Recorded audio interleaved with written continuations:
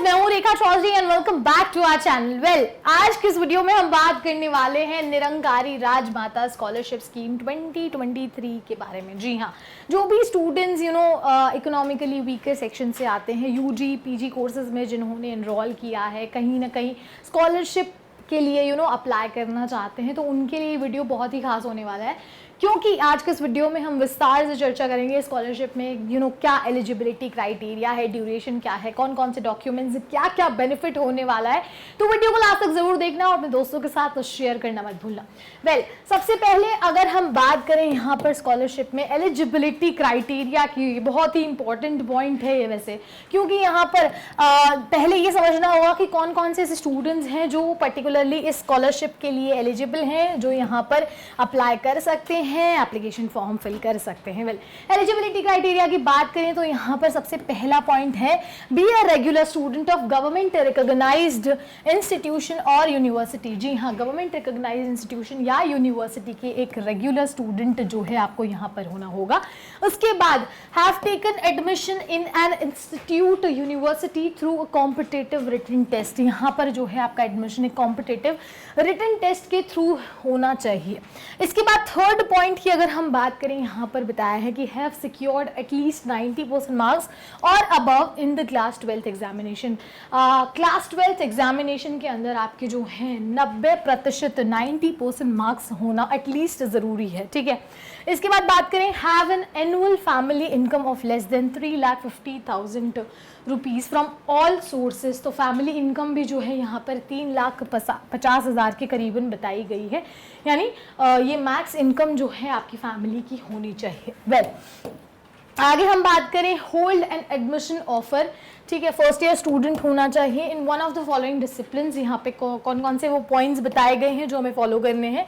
Number 1 is graduate degree in engineering और equivalent disciplines, ठीक है, ग्रेजुएट डिग्री होनी चाहिए इन इंजीनियरिंग या फिर graduate degree in medicine, allopathic, Ayurvedic, homeopathic हो सकता है। इसके अलावा MBA या PGDM अगर आप कर रहे हैं तो बहुत ही इंपॉर्टेंट है, स्कॉलरशिप के लिए आप एलिजिबल हैं। आर्किटेक्चरल कोर्सेज जो हो गए यहाँ पर, इसके अलावा CA after qualifying CPT examination. इसके बाद यहाँ पर CFA after qualifying foundation test. तो ये सभी जो कोर्सेज हैं उन सभी में जो है आप यहाँ पर स्कॉलरशिप के लिए एलिजिबल हो सकते हैं। LLB, उसके बाद यहाँ पर जर्नलिज्म और मास कम्युनिकेशन परस्यू करने वाले जो स्टूडेंट्स हैं यहाँ पर, पर्टिकुलरली फर्स्ट ईयर स्टूडेंट्स, तो उनके लिए यहाँ पर जो है स्कॉलरशिप अपॉर्चुनिटी है। यहाँ पर स्कॉलरशिप फॉर्म जो है आप एप्लीकेशन फॉर्म फिल कर सकते हैं और इस स्कॉलरशिप के लिए अप्लाई कर सकते हैं, ठीक है। Students need to secure a minimum of 75% marks every year to renew the scholarship. हर साल जो है आपके कितने परसेंट मार्क्स होने चाहिए? 75% मिनिमम मार्क्स जो है उस स्टूडेंट को सिक्योर करने हैं। उस स्टूडेंट को 75% मार्क्स जो है यहाँ पर हर साल आपको लाने होंगे ताकि आपकी स्कॉलरशिप हर साल रिन्यू हो सके, ठीक है। अब बात करते हैं अवार्ड की, क्या बेनिफिट मिलने वाला है स्कॉलरशिप से यहाँ पर। तो सबसे पहले अगर बात करें अवार्ड में, तो आप देख सकते हैं selected candidates will receive a full tuition fee waiver of up to 75,000 per annum. 75 यानी 75,000 पर एनम हर साल जो है आपको यहाँ पर रिसीव होने वाला है। फुल ट्यूशन फी वेवर, ये आपको पर्टिकुलर ये मनी, प्राइज मनी जो है यहाँ पर आपको मिलने वाली है स्कॉलरशिप के तहत। डॉक्यूमेंट्स की बात करें, कौन कौन से डॉक्यूमेंट्स हैं यहाँ पर, तो सबसे पहले ये जो एप्लीकेशन फॉर्म है वो आपको फिल करना होगा। साथ में फ़ोटो जो है उससे अटैच्ड होनी चाहिए, आपकी पासपोर्ट साइज फ़ोटो। इसके साथ a certificate by the institution that states, एक सर्टिफिकेट होना चाहिए जिस भी इंस्टीट्यूशन, जिस भी कॉलेज, जिस भी यूनिवर्सिटी में आप पढ़ रहे हैं उसके थ्रू एक सर्टिफिकेट इशू होना चाहिए, जिसमें क्या क्या बातें लिखी होनी चाहिए। सबसे पहले the student has not received any other scholarship. सबसे पहले तो वो स्टूडेंट जिसने कोई भी स्कॉलरशिप अभी तक रिसीव नहीं की है, ये चीज़ उसमें मेंशन होनी चाहिए उस सर्टिफिकेट के अंदर। उसके बाद दूसरी सबसे इंपॉर्टेंट पॉइंट जो मेंशन होना चाहिए, student has not taken admission through management, convener quota और एनी अदर कोटा। यानी वो स्टूडेंट जिसने मैनेजमेंट कोटा या कन्वीनर कोटा या किसी भी दूसरे कोटे से एडमिशन नहीं लिया है, तो वो जो स्टूडेंट है यहाँ पर सीधे स्कॉलरशिप के लिए एलिजिबल हो जाता है, उसके एलिजिबल क्राइटेरिया के अंदर आता है।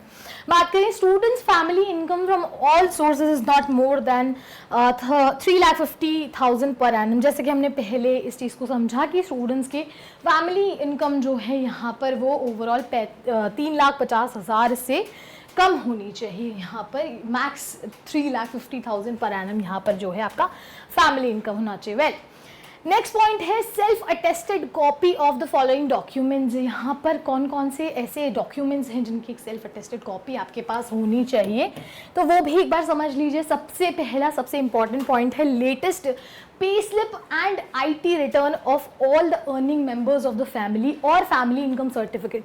ये समझने वाली बात है, सबसे पहले आपका लेटेस्ट पे स्लिप और IT रिटर्न होना चाहिए, इसके साथ फैमिली इनकम सर्टिफिकेट होना चाहिए जो आपके SDM या BDO या तहसीलदार इशू करते हैं।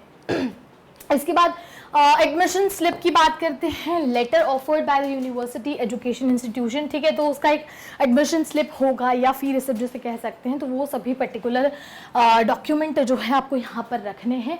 मार्कशीट की बहुत ही इंपॉर्टेंट डॉक्यूमेंट है यहाँ पर, तो प्रीवियस एकेडमिक क्वालिफिकेशन का मार्कशीट जो है वो आपको यहाँ पर डॉक्यूमेंट्स में रखना है।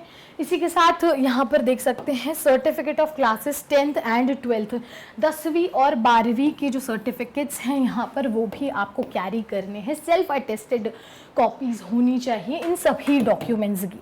वेल, यहाँ पर बात करें अगला जो अगला पॉइंट है यहाँ पर copy of results of all semesters exam pass. Her semester exams जो हैं यहाँ पर उन सभी के रिजल्ट्स, सेमेस्टर रिजल्ट्स जो हैं उनकी कॉपी आपके पास होनी चाहिए। इसके अलावा copy of the latest fee receipt issued by the university institutes. Latest fee receipt हो गई जो कि यूनिवर्सिटी और इंस्टीट्यूट आपका इशू करता है, तो वो सभी लेटेस्ट फी रिसिप्ट्स की कॉपी आपके पास होनी चाहिए ताकि स्कॉलरशिप में आपको आसानी हो मिल जाए, ठीक है।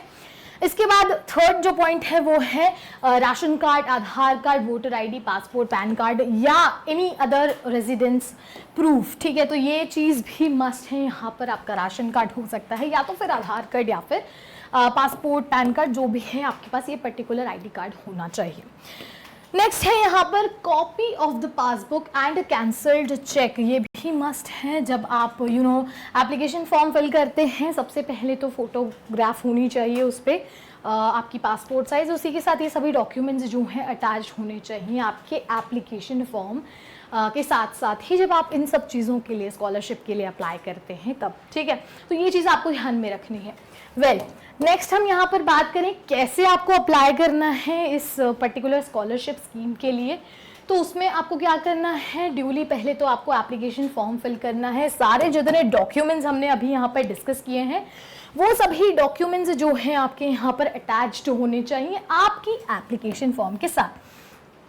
Should be submitted to the member education Sant Nirankari charitable foundation है यहाँ पर, तो यहाँ पर जो है आप पर्टिकुलर इस जगह यहाँ पर अपने एप्लीकेशन फॉर्म और जो भी रिक्वेस्टेड डॉक्यूमेंट्स हैं वो सभी यहाँ पर सबमिट कर सकते हैं।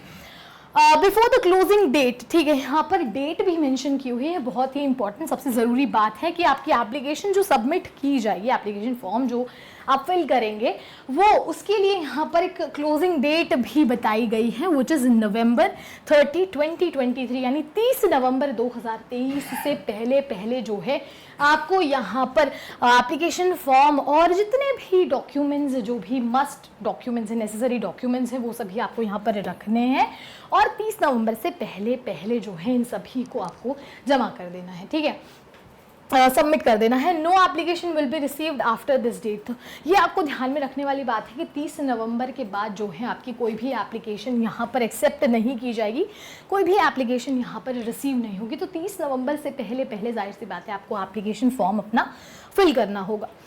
नंबर 2 है यहाँ पर no column of the form should be left blank. यहाँ पर जो है आपकी एप्लीकेशन फॉर्म जो है उसका कोई भी कॉलम जो है आपको खाली नहीं छोड़ना है। जो भी पर्टिकुलर इंफॉर्मेशन अगर आपसे मांगी जाती है तो वो पर्टिकुलर इंफॉर्मेशन जो है आपको वहाँ पर पुट करनी है, आपकी कॉन्टैक्ट इन्फॉर्मेशन या पर्सनल इन्फॉर्मेशन या फिर आपकी एकेडमिक क्वालिफिकेशन रिलेटेड कोई भी इंफॉर्मेशन है तो वो सभी जो है आपको यहाँ पर कॉलम भरना है, आपको it should not be left blank, ठीक है। Cheques to successful candidates will be distributed by January 31st 2024। जी हाँ, तो जो भी सक्सेसफुल कैंडिडेट्स होंगे, जो भी सिलेक्टेड कैंडिडेट्स होंगे पर्टिकुलर स्कॉलरशिप के लिए, तो उन सभी के लिए जो चेक्स होंगे वो कब डिस्ट्रीब्यूट किए जाएंगे? 31 जनवरी 2024। जी हाँ, अगले साल 31 जनवरी को जो है ये सभी सक्सेसफुल कैंडिडेट्स और सिलेक्टेड कैंडिडेट्स के चेक्स जो हैं इन सभी को डिस्ट्रीब्यूट कर दिया जाएगा। अब बात करें कौन सा एड्रेस है जहाँ पर आपको पर्टिकुलर जो डॉक्यूमेंट्स हैं वो भेजने हैं, यहाँ पर एड्रेस टू सेंड डॉक्यूमेंट्स। तो यहाँ पर सबसे पहले है एजुकेशन डिपार्टमेंट, संत निरंकारी चैरिटेबल फाउंडेशन, जैसा कि हमने पहले डिस्कस किया है, 80A अवतार मार्ग, संत निरंकार कॉलोनी और दिल्ली। तो ये दिल्ली में सीधे सीधे आपके जो जितने भी डॉक्यूमेंट्स हैं, एप्लीकेशन फॉर्म है या फिर अटैच जितने भी डॉक्यूमेंट्स हैं, सेल्फ अटेस्टेड कॉपीज़ बेसिकली, वो सभी जो हैं आपके यहाँ पर इस पर्टिकुलर एड्रेस पर सेंड होने वाले हैं। यहाँ पर आपको भेजने हैं पर्टिकुलर, तो ये जो है आप यहाँ पर नोट डाउन भी कर सकते हैं।